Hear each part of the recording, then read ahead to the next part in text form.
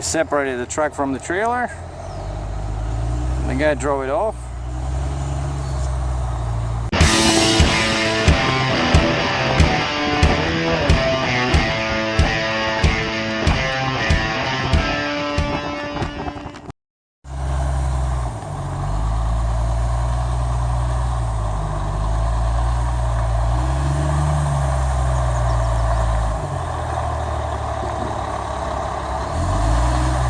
There she goes.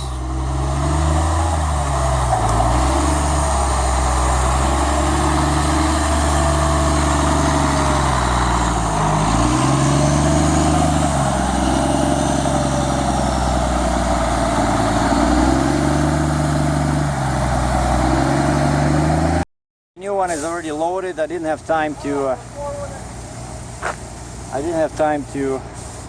film because I was directing this guy, right? And I put a chain over the bucket, and when the bucket was raised and there was a pin in there, I went in. So there's two chains in the front, and this time, see, the machine is pushing right against the wall in front of my tire, so it's much more secure, but also it's pretty it's more narrow. So I thought we would have a couple of inches on each side, but no, the tires were pretty much, you know, when I measured, I thought I was like 46 inches in here, but you see the tires are pretty close to the rails, you know. But that's also good, meaning that the machine will not move, right? And I already know how to secure this. It's pretty similar to the previous one, right? So I have the bucket, I got two chains in the front. So I gotta put one over there at the top. I'm gonna put one in the middle against this, right? And then what did I have on that one? Yeah, I just need 6 chains. And then I'll use either this or this. It's better to use this because this just pushes it down. Yeah, this is much smaller, like the counterweight. And you see, this is actually a ScoopTram. It's not a cat.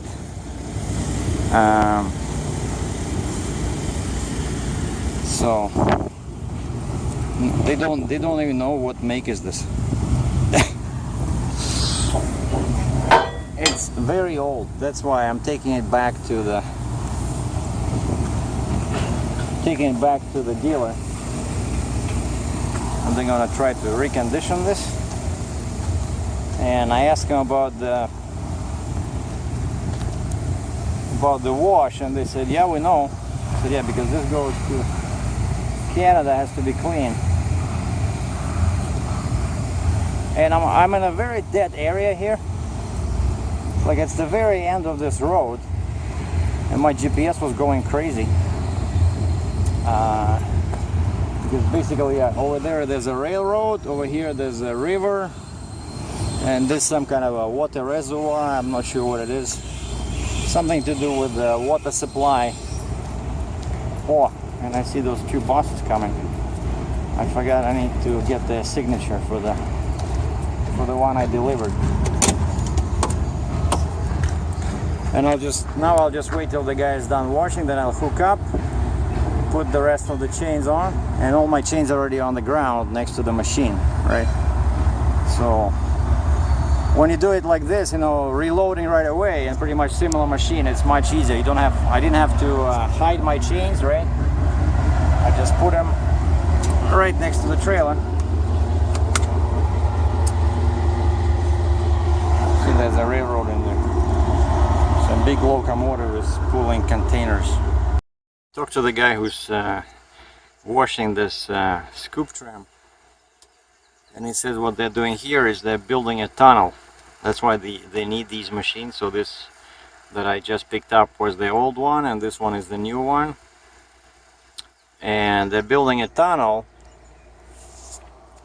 so that they can divert waste, like city waste. There's a bunch of plants like this, so there's a waste plant somewhere not too far from here, but it's not, sometimes it cannot handle all the waste, and but this stuff has to be cleaned, right? What they do is they clean it up and then they drop it in the river when it's clean.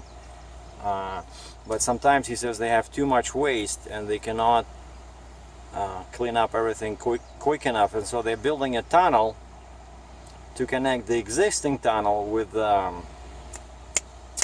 it's like another mine, what do you call it, where they were like you can see it on 55 or 57, I-55, I-57. There's a huge hole in the ground, like an open mine, and it's not used anymore, and it's like very, he says you can put billions of pounds of water in there, or waste, and that's what they're doing here. So once this tunnel is complete, they can divert this overflow waste to that hole in the ground, so it sits there, and then when the main plant again has the capacity to process it, they pump it back, clean it up, and drop it in the water.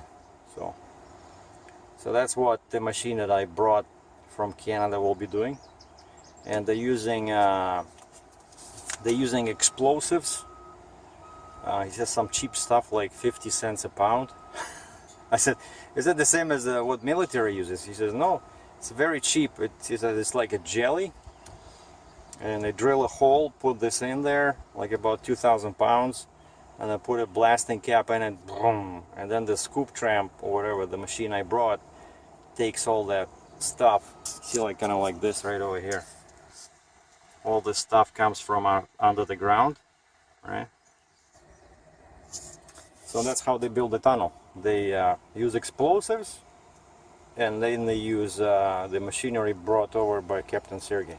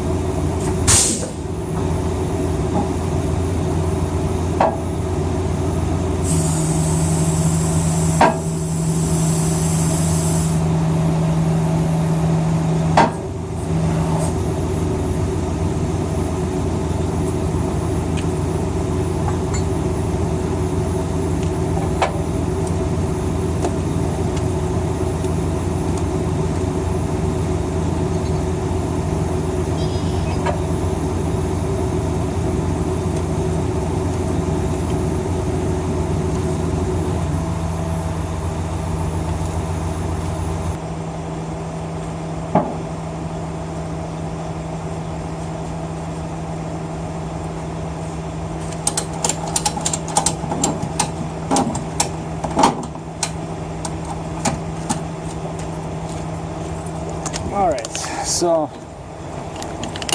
2 chains in the front And it's always a good idea to double check them when you hook up back to the machine, because the chains, I noticed they go loose when you know the trailer goes up.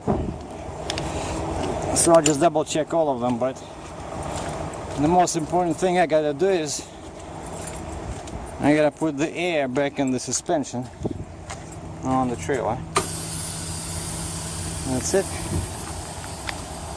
Because I drop it and then I gotta raise my... Oh, it's already at 5, okay. Yeah, I want to keep it up because the road here is very... There's a bunch of hills in there. See, now air goes in, airbags go up, and all the steering belts are perfectly tight. I'm not expecting any screeches right now. You see, so I put 2 in there. Jesus. I just got in all this muck. Those will be tight.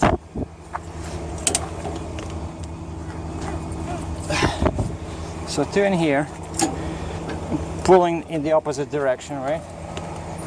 And I had to put it like that, so I put some protection in there, because you cannot touch the cylinders. That'll ruin them. And then 2 in the front here. Oh, so this one is okay, just that this one was loose for some reason. Interesting.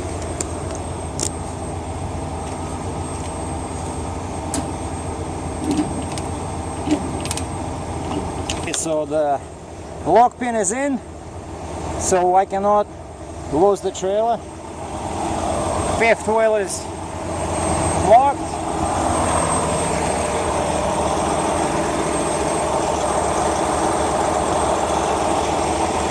The bucket is secure.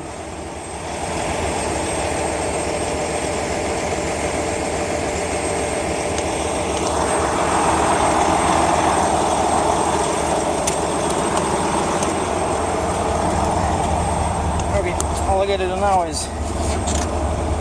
so hold on, let me take off my gloves. It was getting very hot in here, and I'm not actually at the construction site, so I asked their permission. I said, can I get rid of the vest? It's just killing me. And they said, okay. So I lost the vest,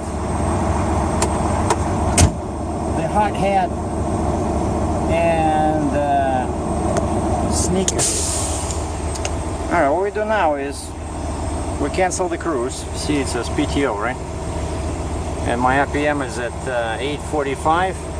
We cancel the cruise, and then I push the clutch and I push this button. Release the clutch. PTO is gone.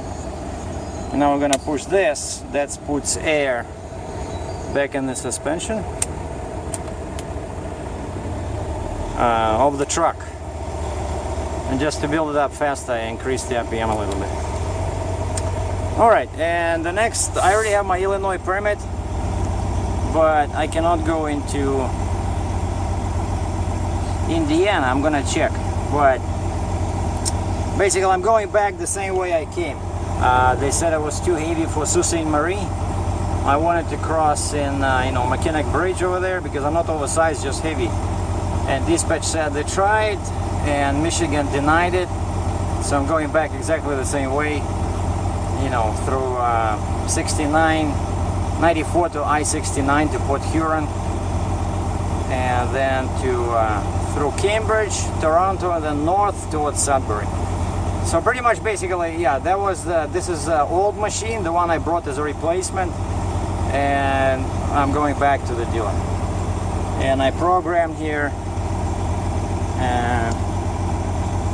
Walmart in Benton Harbor, I think. Yeah, Benton Harbor over here. There's a Walmart. I stopped there to get some food. There's lots of parking there, but that's already Michigan. For now, I cannot go in there. But again, I'll double check my phone, see if I got the permit. Alright, the pressure is okay. Now you'll hear the cut off sound. That's when I can stop pumping the air. Should be like psh. That means the compressor is cut off and I have full pressure. Oh, this is it. Okay. So now I can go. And it's a very narrow road. They told me there's a spot somewhere that to turn around, so that's the plan. Go drive forward, maybe ask that rookie in the excavator where I can turn around.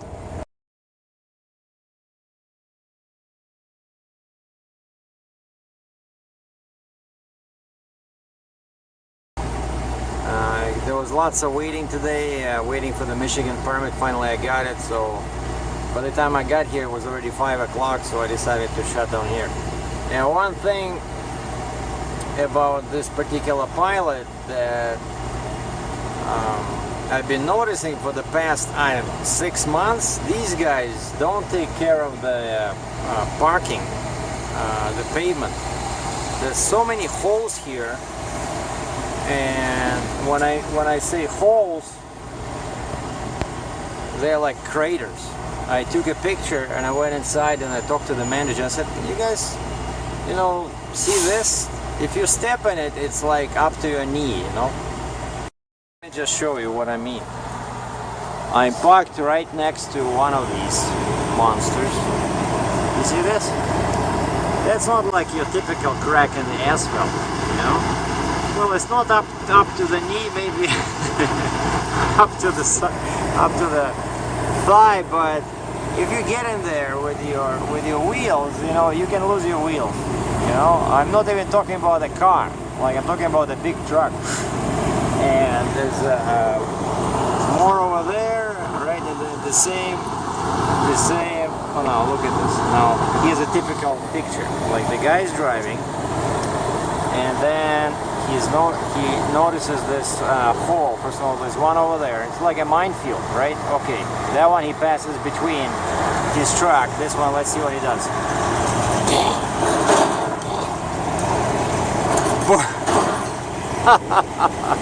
So I talked to her, I said, are you the manager? Oh yeah, I'm one of them. And I showed her the picture.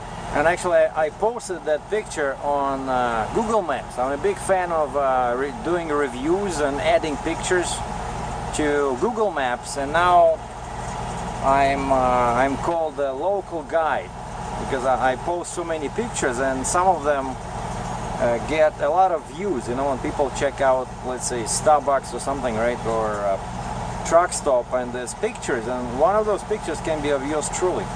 Anyway, so I took a picture of this pothole and then I added that picture to the pilot listing on Google Maps. And at least the manager told me, I said, are you guys doing anything about this? And they said, oh yeah, they said, we invited a local contractor, and he went around and took pictures of all the potholes, and he gave us an estimate, and we submitted that to the corporate office.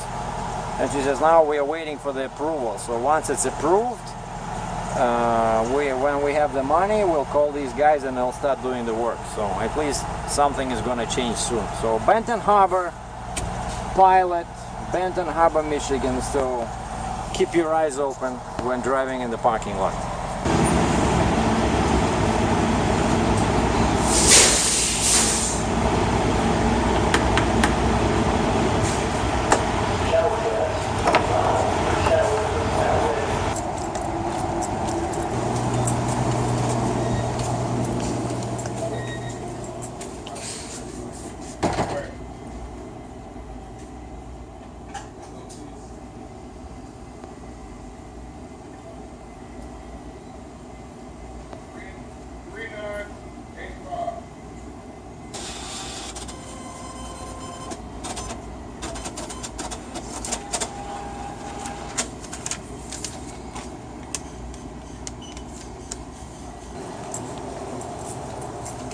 Shower guests, 24. Your shower is now ready. Please proceed to shower 3.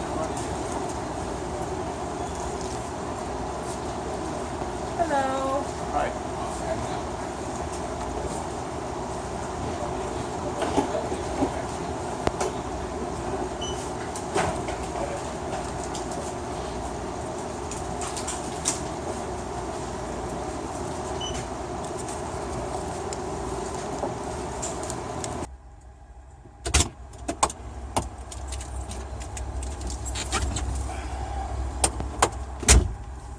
Alright, I'm finally almost ready to leave. Howdy, this is the next morning. I got coffee, time is 7:56 a.m. Got my protein bar. What I need to do now is I get some fuel. The price is pretty good today. Alright, let's go.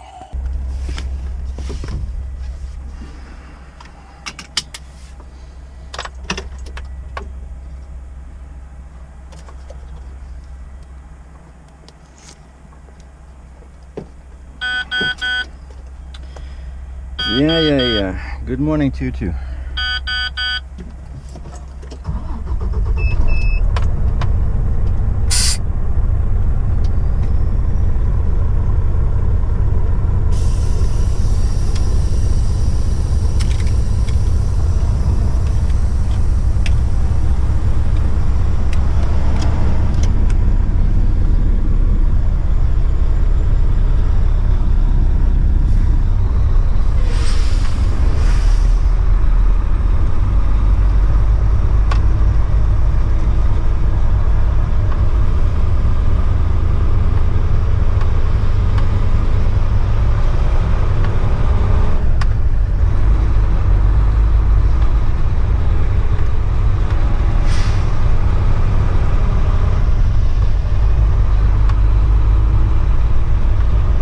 Getting out of this pilot without losing your wheels is another matter. Potholes are everywhere, like toys on a Christmas tree.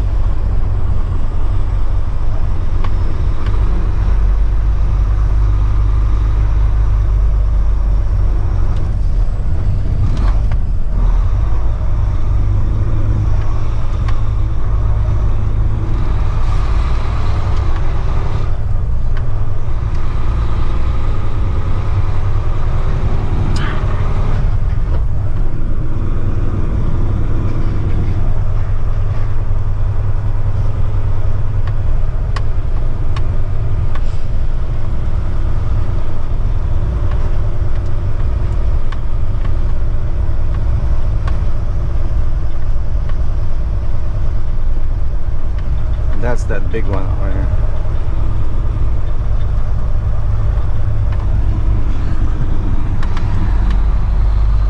No, actually, yeah, that's number one. This is number two. That's the big one. Like, just a little bit more depth,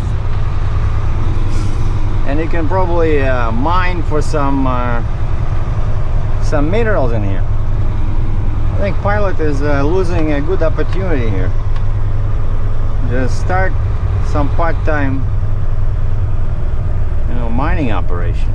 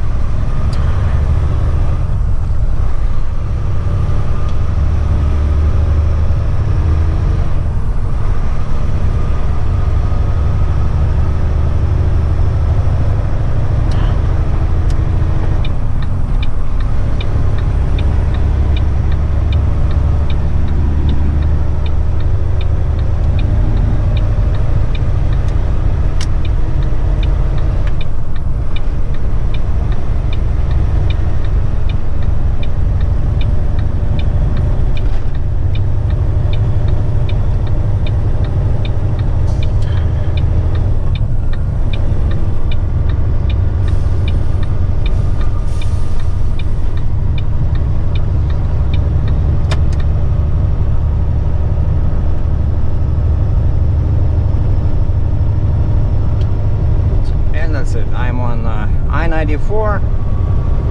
So from here it's about 90 minutes to I-69 North.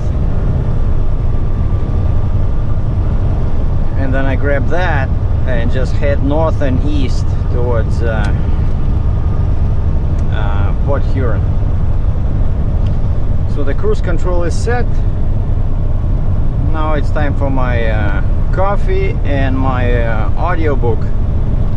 I got a 3-in-1 Michael Connelly. Detective Bosch investigates some murders. Very, very cool. And also this is the first audiobook I got on MP3, and I was not sure how it's gonna work, but my player supports it, so it's still a disc.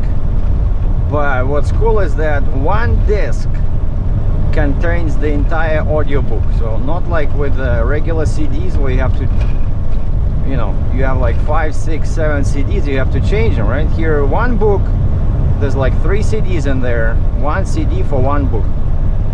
Very convenient. So I paid 20 bucks for this collection of 3 audiobooks. That's US. You know, helps kill the time. Very entertaining. I guess this is it. So thanks for watching. Stay tuned for more. Captain Sergei out.